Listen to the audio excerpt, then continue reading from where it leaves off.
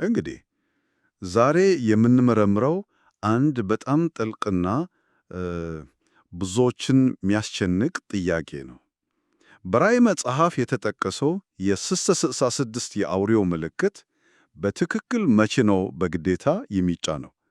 በእጃችን ላይ ያሉ ሰነዶች ደግሞ ይህንን ጉዳይ የሚተነትኑት እንደ አንድ ሰንሰለታማ ክስተት ነው።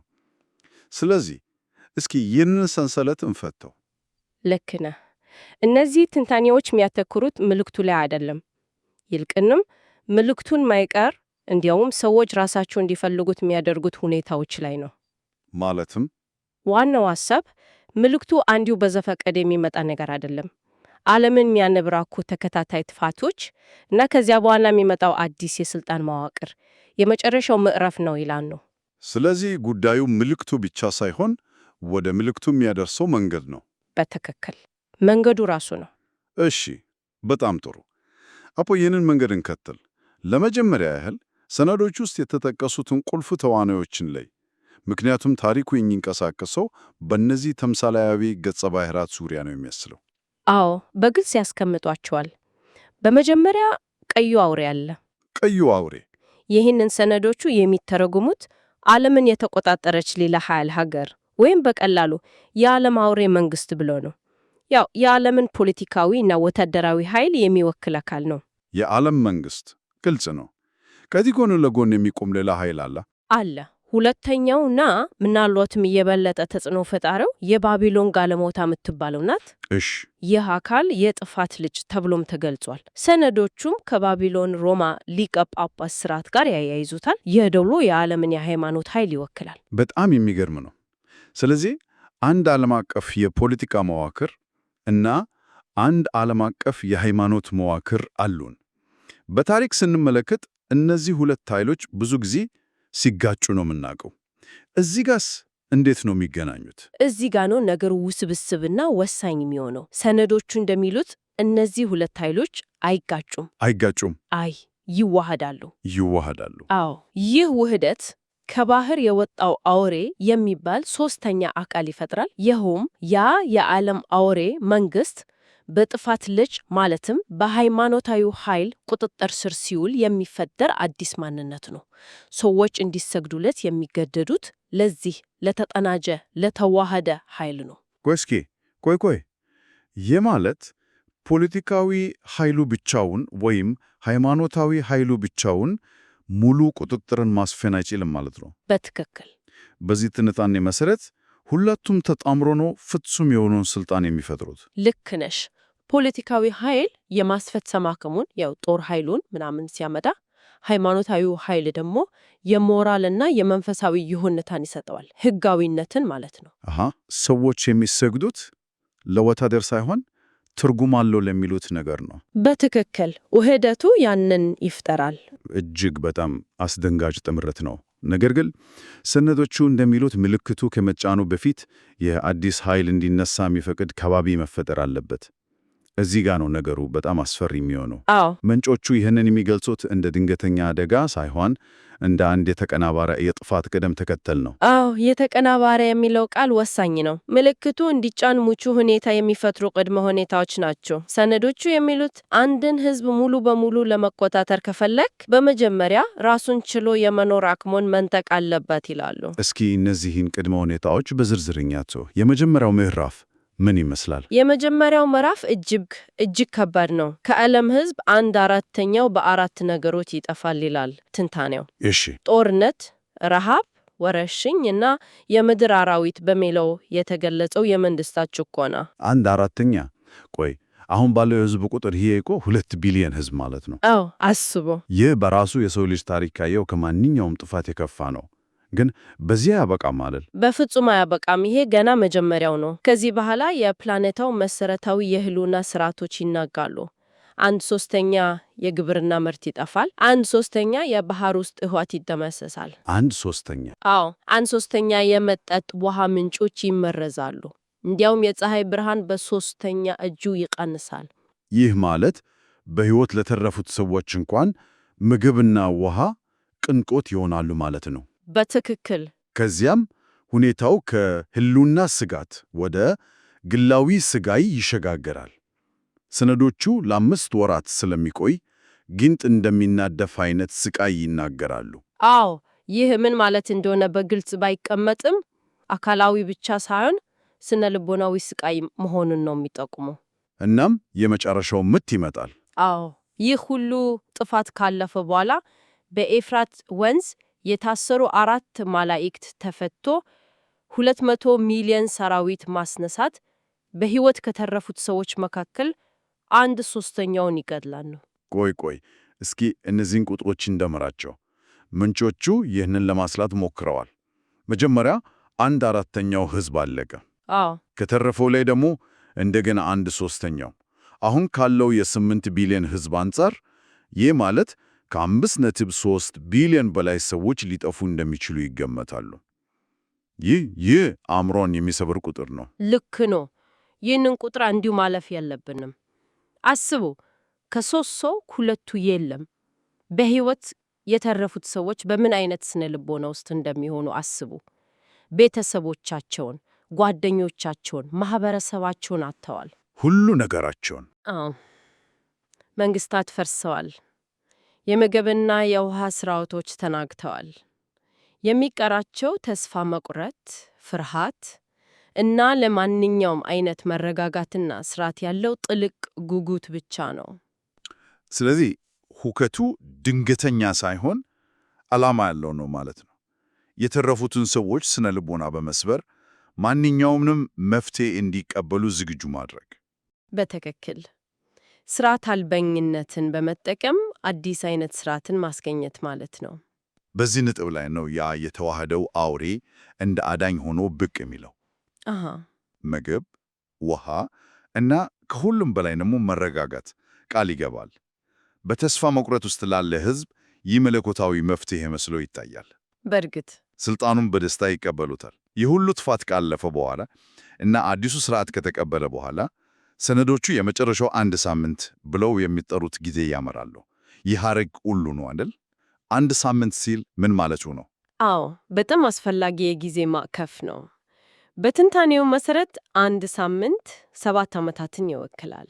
7 ዓመት። እኛ የምናተክረው ደግሞ በሁለተኛው አጋማሽ ላይ ነው። ይህም 42 ወራት ወይም 3 ዓመት ተኩል በሚሆነው ጊዜ ላይ። የአውሬው ምልክት በግዴታ የሚጫነው በዚህ የተወሰነ የጊዜ ገደብ ውስጥ ነው። በትክክል። እሺ፣ ስለዚህ የ42 ወራት ግዴታ ዘመን በዚያን ወቅት ምን ይከሰታል? ቁጥጥሩ እንዴት ነው የሚተገበረው? የቁጥጥር ስልቱ እጅግ በጣም መሰረታዊ እና ውጤታማ ነው። የጥፋት ልጅ ማለትም የሃይማኖቱ መሪ የዓለምን የምግብና የውሃ አቅርቦት ሙሉ በሙሉ ይቆጣጠራል። ዋው! ይህ ነው ዋነኛው መሳሪያ። መሰረታዊ የህልውና ፍላጎቶችን መቆጣጠር። ከዚህ የበለጠ ጠንካራ የማስገደጃ መሳሪያ የለም? የለም። እና እዚህ ጋ ነው 4ተኛው ገጸ ባህሪ ወደ መድረክ የሚመጣው። እሺ፣ ማን ነው? ከምድር የወጣው አውሬ ወይም ሐሰተኛው ነቢይ ተብሎ የተገለጸው። ይህም የአዲሱን የዓለም ሃይማኖት ካህናትን ወይም አስፈጻሚዎችን ይወክላል። የእነሱ ሥራ ምንድን ነው? የእነሱ ሥራ ሰዎች ለተዋህደው አውሬ እንዲሰግዱ ማስገደድ ነው። እናም ያ ስግደት የሚረጋገጠው በምልክቱ ነው። በትክክል። ስግደቱ ወይም ታማኝነቱ የሚረጋገጠው በቀኝ እጅ ወይም በግንባር ላይ የ656 ምልክትን በመቀበል ነው። እና ወሳኙ ነጥብ ነው። ምልክቱ በቀጥታ ከህልውና ጋር የተያያዘ ነው። ምልክቱ ከሌለ መግዛትም ሆነ መሸጥ አይቻልም። ይህም ማለት ምግብና ውሃ ማግኘት አይቻልም ማለት ነው? በፍጹም። ምርጫው ምልክቱን ተቀብሎ መታዘዝ ወይም በረሃ መሞት ይሆናል። ነገር ግን ይህ የአንድ ወገን ጭቆና ብቻ አይደለም። ትንታኔው በዚሁ ጊዜ የሚካሄድ ትግልንም ይገልጣል። በጣም ውጥረት የበዛበት ጊዜ ይመስላል። በጣም። ምክንያቱም 2 ተጻራሪ ዘመቻዎች ጎን ለጎን ይካሄዳሉ። በአንድ በኩል የሃይማኖት ፖሊሶች ብለን ልንጠራቸው የሐሰተኛው ነቢይ አስፈጻሚዎች ምልክቱን ለመቀበል ፈቃደኛ ያልሆኑትን በግልጽ ይገድላሉ። ይህ የጭቆናውና የፍርሃቱ ገጽታ ነው። አዎ። በሌላው በኩል ደግሞ ተቃውሞ አለ። አዎ፣ ከፍተኛ ተቃውሞ አለ። ሰነዶቹ 2 ምስክሮች ብሎ የሚጠሯቸው አካላት ሰዎች ምልክቱን እንዳይቀበሉ በይፋ ያስጠነቅቃሉ። ስለዚህ የማስገደድ ዘመቻ እና የማስጠንቀቂያ ዘመቻ ጎን ለጎን ይሄዳሉ። አዎ፣ ሕዝቡ በ2 ተጻራሪ መልእክቶች መካከል ይወጠራል። ከማስጠንቀቂያም የዘለለ ነገር ያለ ይመስላል። ትንታኔው ስለ 144,000 ይናገራል። የነሱ ሚና ምንድን ነው? እነሱ አስጠንቃቂዎች ብቻ ናቸው? በፍጹም አይደለም። እነሱ ንቁ ተዋጊዎች ናቸው። ትንታኔው እንደሚያሳየው 244,000 የሚባሉት የአውሬውን ኃይል በቀጥታ እየተዋጉ ያዳክማሉ። እንዲሁም ቅዱሳን ተብሎ የተገለጹትን ማለትም ምልክቱን ያልተቀበሉትን ይጠብቃሉ። ስለዚህ ይህ የ42 ወራት ዘመን በአንድ ጊዜ የጭፍጨፋ፣ የእምቢተኝነት እና የኃይል ትግል የሚካሄድበት መድረክ ነው። በትክክል በአንድ በኩል ከባድ ጭቆና፣ በሌላ በኩል ደግሞ ከባድ ተቃውሞ አለ። ይህ የግዴታ ስግደትና ትግል ለዘላለም ይቀጥላል ወይስ የ42 ወራት የጊዜ ገደብ ማውቂያው አለው? ማወቂያ አለው። የጊዜ ሰሌዳው በጣም ግልጽ ነው። የሚቆየው ለ42 ወራት ብቻ ነው። ከዛስ? ትንታኔው እንደሚያሳየው ከዚህ ጊዜ በኋላ የኃይል አሰላለፉ በራሱ ይገለበጣል። እንዴት?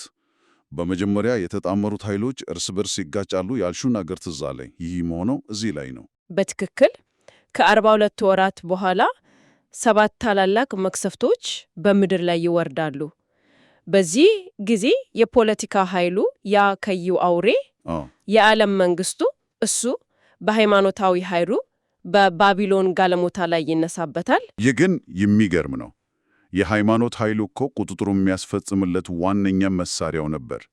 የዓለም መንግስቱ ለምን የራሱን የማስፈጸሚያ ክንድ ይቆርጣል? ጥሩ ጥያቄ ነው። ሰነዶቹ እንደሚጠቁሙት የፖለቲካ ኃይሉ የሃይማኖት ኃይሉን የተጠቀመው ለጊዜው ስልጣኑን ለማረጋጋት ብቻ ነው። ለጊዜው? አዎ። አንዴ ሙሉ ቁጥጥር ካገኘ በኋላ አምልኮውን ለራሱ ብቻ ይፈልጋል። የሃይማኖት ኃይሉ ካሁን በኋላ አስፈላጊ አይሆንም። እንዲያውም እንደ ተቀናቃኝ መታየት ይጀምራል። ስለዚህ ያጠፋዋል። በመካከላቸው የነበረው የሰላም ጥምረት ይፈረሳል። ስለዚህ የዓለም መንግስቱ በሃይማኖት ኃይሉ ላይ ሲነሳ የ666 ምልክት የግዴታ ዘመን ያበቃል ማለት ነው። በትክክል። ምክንያቱ ስግደቱን እና ምልክቱን ያስፈጽም የነበረው ሃይማኖታዊ መዋቅር ተወግዷል።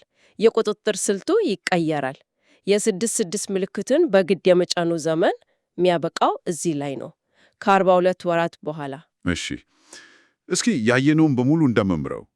በዚህ ትንታኔ መሰረት የ666 ምልክት በግዴታ መጫን ሰዎች በብዛት እንደሚያስቡት ከአዲስ ቴክኖሎጂ ለምሳሌ ከማይክሮቺፕ ጋር በቀጥታ የተያያዘ ላይሆን ይችላል። አዎ፣ ትንታኔው የሚያተክረው ቴክኖሎጂው ላይ ሳይሆን ቴክኖሎጂውን ለመቀበል ያስገድደው ሁኔታ ላይ ነው። ልክ ነው። ይልቁንም ይህ ለ42 ወራት ብቻ የሚቆይ በታሪክ ታይቶ በማይታወቅ ዓለም አቀፍ ጥፋት የሚቀሰቀስ እና በሃይማኖታዊ አካል ቁጥጥር ስር በዋለ የዓለም መንግስት የሚፈጸም የተለየ ክስተት ነው። ዋናው የማስገደጃ መሳሪያም ቴክኖሎጂ ሳይሆን በሰው ልጅ ታሪክ ውስጥ አነካደን የነበረው መሳሪያ ነው፣ የምግብ እና የውሃ ቁጥጥር። ዋናው ነጥብ የክስተቶቹ ቅደም ተከተል ነው። ምልክቱ የችግሩ መጀመሪያ ሳይሆን የመጨረሻ ውጤቱ ነው። መጀመሪያ ሁከትና ተስፋ መቁረጥ ይመጣል። ከዚያ የአውሬው ስርዓት እንዳዳኝ ሆኖ ይነሳል። ከዚያ በኋላ ብቻ በተወሰነ የጊዜ ገደብ ውስጥ ምልክቱ እንደ ኢኮኖሚያዊ እና መንፈሳዊ የታማኝነት ማረጋገጫ ሆኖ ይተገበራል። ሰነዶቹ የሚያስቀምጡት አመክንዮ ይሄ ነው። ይህ ማለት አንድ ሰው ጠዋት ተነስቶ በድንገት ምልክቱን እንዲወስድ አይገደድም። ከዚያ በፊት ዓለም ሙሉ በሙሉ ተለውጧል። የምናውቀው ስልጣኔ ፈርሷል። በትክክል። በእነዚህ ሰነዶች ውስጥ ያለው እውነተኛው ጥልቅ ሐሳብ ስለ ምልክቱ አይደለም፣ የሰው ልጅን ስነ ልቦና ስለመቆጣጠር ነው። በጣም ውጤታማው የቁጥጥር መንገድ ሰዎችን በኃይል ማስገደድ ብቻ ሳይሆን በመጀመሪያ ራሳቸውን ችሎ ለመኖር ያላቸውን አቅም ስልታዊ በሆነ መንገድ ማፈራረስ ነው። እውነተኛው መሳሪያ ምልክቱ አይደለም። እውነተኛው መሳሪያ ተስፋ መቁረጥ ነው። ምልክቱ በዚያ ተስፋ መቁረጥ ውስጥ የሚቀርብ መፍትሄ ብቻ ነው። እንግዲህ ይህ ትንታኔ ከጥፋት ወደ ቁጥጥር የሚወስድ በጣም ግልጽ የሆነ መስመር ያስቀምጣል።